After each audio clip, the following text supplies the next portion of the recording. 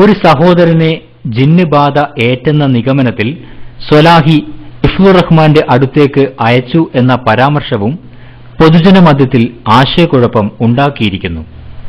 ജമിയത്തുൽ ഉലമയുടെ സർക്കുലറിന് ശേഷവും നമ്മുടെ ചില പ്രവർത്തകർ ജിന്നുബാധയും അടിച്ചിറക്കലും ലഘുലേഖയും മാസികയും രഹസ്യ ക്ലാസുകൾ വഴിയും പ്രചരിപ്പിക്കുന്നു. ഈ അടുത്ത കാലത്ത് കണ്ണൂർ തലശ്ശേരി ഭാഗത്ത് ഇറക്കിയ ഒരു ലഘുലേഖയിൽ മന്ത്രിച്ചുകൊണ്ടും ആവശ്യമെങ്കിൽ അടിച്ചുകൊണ്ടും പിശാച് ബാധയേറ്റ് ആളെ ചികിത്സിക്കുവാൻ ഖുർആനിലും സുന്നത്തിലും തെളിവുണ്ടെന്ന് വാദിക്കുന്നു. 5-6 വർഷങ്ങൾക്ക് മുൻപ് ഇസ്ലാഹി ചരിത്രത്തിൽ കേട്ടുകേൾവിയില്ലാത്ത ഒരു സംഭവമാണ് സലഫികളിൽ ജിന്ന് കൂടുന്നതും ഇറക്കുന്നതും. എന്നാൽ ഒരു കൂട്ടർ പിശാചുമായി ബന്ധപ്പെട്ട് ജാഹിലിയ കാലത്തുള്ള ഒരുപാട് അന്ധവിശ്വാസങ്ങൾ കേരള സമൂഹത്തിൽ പ്രചരിപ്പിച്ചു. സ്ത്രീകളോട് ചൂടുവെള്ളം ഒഴിക്കുമ്പോഴും മേശ വലിക്കുമ്പോഴും പിശാചിനെ ശ്രദ്ധിക്കണമെന്ന് ഭയപ്പെടുത്തുകയുണ്ടായി. എന്നാൽ ചിലർ ഇത്തരം അന്ധവിശ്വാസങ്ങൾ പിൻവലിച്ചെങ്കിലും മറ്റു ചിലർ ഇത്തരം വികല വിശ്വാസങ്ങൾ ഇന്നും പ്രചരിപ്പിച്ചു വരുന്നു. നമ്മുടെ എതിരാളികളാവട്ടെ ഇവയുടെ ക്ലിപ്പുകളുമായി ഊരു ചുറ്റിക്കൊണ്ടിരിക്കുന്നു. തൽഫലമായി ജിന്നുബാധ നമ്മുടെ ഇസ്ലാഹി തറവാട്ടിലും കയറി വന്നിരിക്കുന്നു.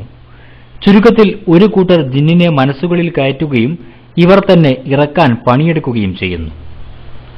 മുജാഹിദ് ജിന്ന് യുവതി പീഡിപ്പിക്കപ്പെട്ടു എന്ന കവർ സ്റ്റോറിയോടെ 2007 മെയ് 6 കേരള ശബ്ദത്തിൽ ജിന്ന് പിശാച് ബാധയെയും സേവയെയും സംബന്ധിച്ച് ചർച്ച ചെയ്യുന്നുണ്ട്.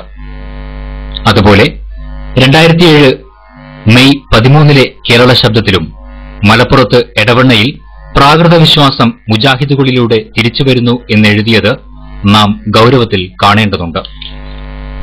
കേരളത്തിലെ പത്രമാധ്യമങ്ങളും പ്രസിദ്ധീകരണങ്ങളും പൊതുവെ നവോത്ഥാന പ്രസ്ഥാനം എന്ന നിലയ്ക്ക് മുജാഹിദ് പ്രസ്ഥാനത്തിന്റെ സമുദ്ധാരണത്തെ പ്രകീർത്തിച്ചിട്ടുണ്ട്.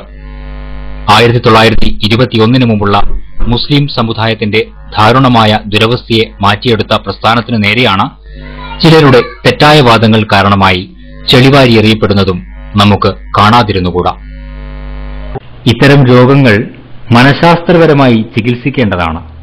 ഒരു മനഃശാസ്ത്ര വിദഗ്ധൻ പറയുന്നത് അല്പം ശ്രദ്ധിക്കൂ. ഗുണം കാരണം കുട്ടിയുടെ മനസ്സിൽ നിന്ന് തോന്നുകയാണ്, എന്ത്, എന്റെ ശരീരത്തിൽ കയറിയിട്ടുള്ള ആ റൂഹ് ഇത് ഇറങ്ങിപ്പോയിരിക്കുന്നു. ആ തോന്നലാണ് കുട്ടിയെ അബോധാവസ്ഥയിലാക്കിയത്. അതായത് മനസ്സിന് താങ്ങാൻ കഴിയാത്തൊരു ഭാരം, എന്തോ ഒരു സംഭവം ഉണ്ടാകുമ്പോൾ മനസ്സിന് ദുഃഖഭാരം താങ്ങാൻ കഴിയില്ല. അന്നേരം മനസ്സെന്താവും? അബോധാവസ്ഥയിലേക്ക് ബോധമനസ്സ് മറയും. ബോധമനസ്സ് മറയുന്നതിന്റെ പേരാണ് അബോധാവസ്ഥ. അന്ന് മയ്യത്ത് കണ്ടപ്പോഴും ബോധമനസ്സ് മറിയാ ചെയ്തത്. ആ കുറച്ച് കഴിഞ്ഞ് 5 മിനിറ്റ് കഴിഞ്ഞ് പച്ചവെള്ളം മൂത്ത് തളിച്ചപ്പോൾ കുട്ടിയാണ് കണ്ണു തുറന്നിട്ട് ആമിനത്താന്ന് വിളിച്ച അതേ കുട്ടി ഉമ്മാന്നായി വിളി. ഇപ്പൊ രോഗം മാറിയെന്ന് അവിടെ തന്നെ മനസ്സിലായി. മനഃശാസ്ത്ര ചികിത്സയാണ്.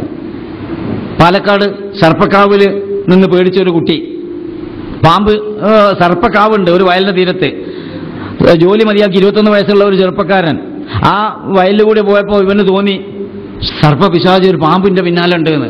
പേടിച്ച് ഓടി വീട്ടിൽ പോയിട്ട് അങ്ങോട്ട് കമഴ്ന്നോട്ട് വീണ് ബെഡില്. അന്ന് തുടങ്ങിയത് അവന്റെ രോഗം. പിന്നെ അവന്റെ രോഗം എന്താ?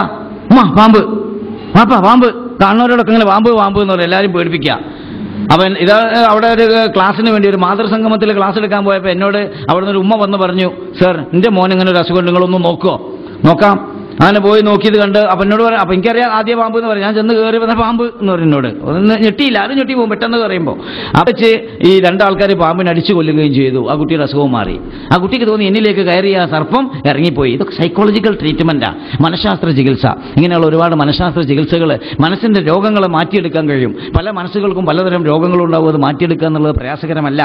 കാരണം എന്നാൽ ഇങ്ങനെയൊക്കെയുള്ള ഒരു വർഗമാണ് എന്ന് മനസ്സിലാക്കാവുന്ന നിലയ്ക്ക് ഖുർആൻ പറഞ്ഞു തന്നത്, പറഞ്ഞ അളവിൽ നമ്മൾ സ്വീകരിക്കുന്നു എന്ന് മാത്രമേ അതിനെ സംബന്ധിച്ച് പറയാനുള്ളൂ.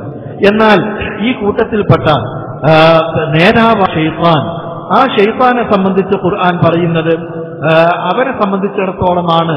ആ ഷെയ്ത്താൻ അതേപോലെ തന്നെ കാഫിറായ ജിന്നുവർഗത്തിൽപ്പെട്ട ഷെയ്ത്താനും അവന്റെ ആളുകളും അവരാണ് മനുഷ്യനെ സ്വാധീനിക്കുന്നത്, മനുഷ്യനെ അപകടപ്പെടുത്തുന്നത്, അവനെ ഉപദ്രവിക്കുന്നത്. ആ ഉപദ്രവം അവന്റെ കണ്ണിൽ കുത്തും, അതേപോലെ തന്നെ അവനെ മുതുകത്ത് തോണ്ടും, അതേപോലെ തന്നെ ജനിക്കുന്ന സമയത്ത് തന്നെ ഒന്ന് കുത്തി നോവിക്കും, ആ കുത്തുകൊണ്ടിട്ട് അവൻ കരയുന്നു. ഇങ്ങനെയുള്ള സംഗതികളൊക്കെ ചിലത് എടുത്തു പറയുകയും അതേപോലെ തന്നെ ഈ കൂട്ടത്തിൽ ഇങ്ങനെ പറഞ്ഞു പോയിട്ട് എത്രത്തോളം എന്ന് വെച്ചാൽ ആ ശൈത്താനെ പറ്റിയുള്ള ഒരു പേടി കൊണ്ട് പുറത്തേക്ക് ഇറങ്ങാൻ കഴിയാതെ എന്തെങ്കിലും മേലെ എന്തെങ്കിലും ഒന്ന് തണുത്ത് പൊന്തിയാൽ അത് ശൈത്താനാണോ, ജലദോഷം വന്നാൽ അത് ശൈത്താനാണോ, തലവേദന വന്നാൽ അത് ശൈത്താനാണോ, അതേപോലെ തന്നെ തനിക്കെന്തെങ്കിലും ഒരു എന്തെങ്കിലും ഒരു അസുഖം വരുമ്പോഴേക്ക് അതൊക്കെ ശൈത്താൻ ഉണ്ടാക്കിയതാണോ എന്നുള്ള എല്ലാ അസുഖങ്ങളെ സംബന്ധിച്ചും എന്ത് കാര്യങ്ങൾ സംഭവിക്കുമ്പോഴും അതൊക്കെ പിശാചാണ്, അതേപോലെ തന്നെ ജിന്നുബാധയാണ് എന്നുള്ള ഒരു തോന്നലിലേക്ക് എത്താവുന്ന നിലക്ക് അള്ളാനെക്കാൾ ശൈത്താനെ പേടിക്കേണ്ട ഒരവസ്ഥയിലേക്ക് ശൈത്താനെ പ്രൊജക്ട് ചെയ്ത് കാണിക്കുന്ന ചില കേന്ദ്രങ്ങൾ, ചില വ്യക്തികൾ അത് ഈ അടുത്തായി ഉണ്ടായത് കൊണ്ട് നമ്മൾ അവനെ കാണേണ്ടത് എങ്ങനെ എന്നത് ഞാൻ ഖുർആനിൽ വന്നിട്ടുള്ള ചില ആയത്തുകൾ AJU സർക്കുലറിന് ശേഷവും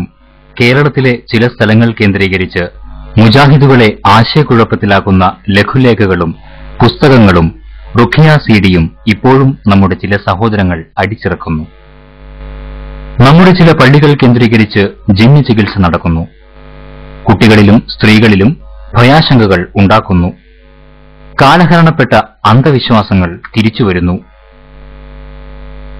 യാഥാസ്ഥികർക്ക് പോലും വെളിച്ചം കാട്ടിയ നമ്മുടെ പ്രസ്ഥാനം രോഗത്തിന് മരുന്നും പ്രാർത്ഥനയും പഠിപ്പിച്ചിരുന്നു. എന്നാൽ ചിലർ പ്രസ്ഥാനത്തിനകത്ത് ആത്മീയ ചികിത്സയാണ് അവതരിപ്പിക്കുന്നത്. പൊതുജനങ്ങൾക്കിടയിൽ തെറ്റിദ്ധാരണ വർദ്ധിക്കുകയാണ്. അതിരി കവിയുന്ന നമ്മുടെ സുഹൃത്തുക്കളോട് ഗുണകാംക്ഷയോടെ സംസാരിച്ചാൽ ഹദീസ് നിഷേധികളും യുക്തിവാദികളും മടവൂരികളുമാക്കി മുദ്രകുത്തുകയാണ്. ഈ അടുത്ത കാലം വരെ പ്രമാണത്തിനപ്പുറം ഏതെങ്കിലും വ്യക്തികളുടെ കാലകീരകൾക്കോ ഫത്വകൾക്കോ പിന്നാലെ പോകുന്നവരായിരുന്നില്ല നമ്മുടെ പ്രവർത്തകർ. എന്നാൽ ഇന്ന് സമസ്തക്കാരെ പോലെ നമ്മിൽ ചിലരും തക്ലീദുകാരായി മാറിയിരിക്കുകയാണ്. ഇത്തരം അപകടവാദങ്ങൾ കൊണ്ട് മുജാഹിദുകൾക്ക് ഒരു നേട്ടവുമില്ല. എന്തിന് നാം സുന്നികൾക്ക് വടിയും മടവൂരികൾക്ക് ഏണിയും വെച്ചു കൊടുക്കണം? മൗലവിമാര് പറയുന്നു ശൈത്താൻ ഹാദിറാവൂന്ന് മാത്രമല്ല, ചിലപ്പോ ശൈത്താന് മനുഷ്യന്റെ കോലം തന്നെ മാറ്റിയിട്ട് വേറൊരാളാക്കി മാറ്റും. എങ്ങനെ? ശൈത്താന് ഭയങ്കര പവർ കൊടുത്തിരിക്കുകയാണ് ഇപ്പൊ മൗലവിമാര്.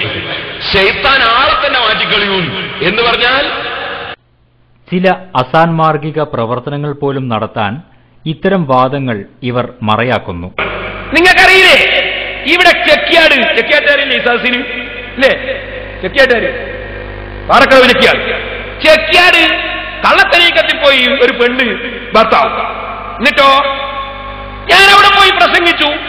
എന്താ ആ സ്ത്രീ പറഞ്ഞത്? ആ സ്ത്രീ പറഞ്ഞത് പേരോട് ഉസ്താദ് ഇടക്കിടക്ക് എന്റെ അടുത്ത് പേരല്ലുണ്ട്. പിന്നെ ആരാ വരുന്നത്? പിന്നെ തൈക്കണ്ടി ഉസ്താദ് വരുന്നത്. അവളെ ഭർത്താവ് പറഞ്ഞു തന്നെ. അവരെന്നോട് ചോദിച്ചു. ഞാൻ പോയിട്ടില്ല. പിന്നെ ബീവിയായിട്ട് രംഗത്ത് വന്നതാ. പിന്നെ തൈക്കണ്ടി ഉസ്താദ് പോയിട്ടില്ല. അതേ സമയത്ത് പോയവർ കാണുന്നു. അവർ വടകരണ്ടൊരു തെരീക്കത്ത് കള്ളത്തരീക്കത്തി ഒരു തങ്ങളെ അക്കള്ളത്തരീക്കത്തിൽ പോയി കുടുങ്ങിയതാ. ഞാൻ അവിടെ പോയി വിശദീകരിച്ചു. സൂറത്തുൽ ജിന്ന് ഓതിയിട്ട് ജിന്നിന്റെ പ്രശ്നങ്ങൾ മുഴുവനും വിളിച്ച് വിശദീകരിച്ചു ഓതി ഞാൻ പ്രസംഗിച്ചു. ഭാര്യയും ഭർത്താവും വീട്ടിലിരുന്ന് കേട്ടു, പ്രസംഗം കേട്ടു. മുഴുവൻ കേട്ടപ്പോ ഞാൻ പറഞ്ഞു ജിന്ന് അങ്ങനെ ഒക്കെ കളിക്കും. പേരോടിന്റെ കോലത്തിലും വരും, അതുപോലെ തന്നെ ചിലപ്പോ തൈക്കണ്ടി ഉസ്താദിന്റെ കോലത്തിലും വരും. അതിന് ഞാൻ തെളിവുകളും ഉദ്ധരിച്ചു. ഇബ്നു അബ്ബാസിന്റെ കോലത്തിൽ വന്നൊക്കെ തെളിവ് ഉദ്ധരിച്ചു. നേരം വെളുത്തപ്പോ ആ വീട്ടുകാര് പാനൂര് പോയി തങ്ങളെ തൗബ ചെയ്ത് തരീക്കത്ത് ഒഴിവാക്കി എന്നെ ടെലിഫോൺ ചെയ്ത് ചെക്കിയാട് മുണ്ടോളിപ്പള്ളിന്റെ കമ്മിറ്റിക്കാരും അദ്ദേഹവും കുറ്റ്യാടി വന്ന് അദ്ദേഹത്തിന് ശൈഖ് കൊടുത്ത പുസ്തകം ഇതന്ന് ഞാൻ ഇനി പരിപാടിക്കില്ല എന്ന് പറഞ്ഞ് കള്ളത്തരീക്കത്ത് രാജിവെച്ച് ഇനി ചെക്കിയാട് നടന്നതാ. അപ്പോ മനുഷ്യരൂപത്തിൽ ജിന്ന് പ്രത്യക്ഷപ്പെടും. അതുകൊണ്ടാണ് നമ്മൾ പറഞ്ഞ കള്ളത്തരീക്കത്താരോട് ശൈഖ് വലിയ കറാമത്താന്ന് വിചാരിച്ച് നടക്കണ്ട, ഒക്കെ ജിന്ന് വെച്ചിരിക്കുകയാണ്.